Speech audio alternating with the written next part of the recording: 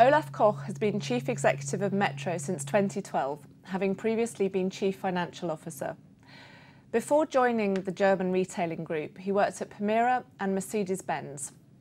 A keen runner, Mr. Koch is hoping to revive the fortunes of the retailer, whose sales have declined in recent years, and he has been selling off assets like the Galeria Kaufhof department stores in order to reduce high levels of debt. Thank you for talking to us today.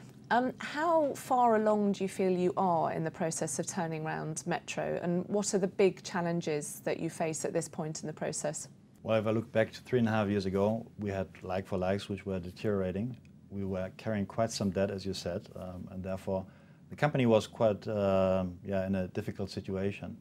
Now, by turning the focus on customer value, which we need to create, I think we achieved quite some good response. The like-for-likes are now positive for quite a number of quarters in a row. We could reduce net debt significantly by more than 3 billion, and the Kaufhof transaction helps us to even reduce further. So all in all, I think we are in a very good shape now and moving into the right direction. But we need to accelerate. So we are all conscious that making progress is not good enough. So there's more to come, and that's also the motivation for the whole team and myself to push further. And where are you in the asset disposal process? Is that it? Well, it feels like, I think we've done the most significant ones. Real International was the start. Galeria Kaufhof department stores has now been a very strong one. And for the moment, I think we're done with getting the correct portfolio in place. And now it's about adding on things again.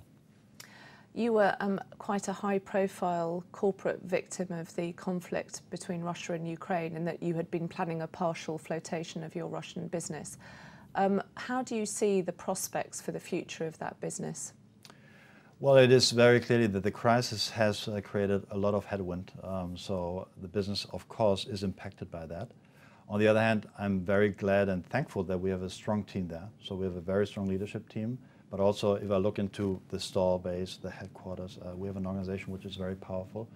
So far, so good. We can weather that headwind, and we are performing nicely in a situation which is more difficult. Any sort of capital market transaction right now is off the table because we need political stability to do anything like that, and that's not there. But are you still planning to expand the Russian business? We continue to expand, but more selectively. So we had a plan which was more ambitious, but also because of the reasons to be sure that we have a balance of risk and reward, we've come down a bit on the number of new store openings. You've had an interesting career trajectory from private equity, car industry, and now German retail, well, international retailing, but based in Germany. What lessons did you take from the very efficient car industry in Germany?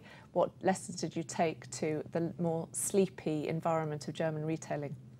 Wow, that's a good question. Well, I think one of the key elements in the automotive industry, and specifically on Mercedes-Benz, has been, of course, the inspiration, the emotion, the brand, and the recognition of that brand.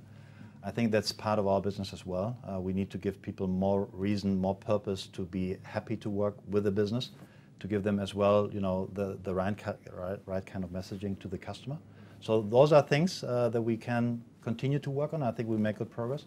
Efficiency, of course, is one. Not to accept cost, which is not creating value for customers.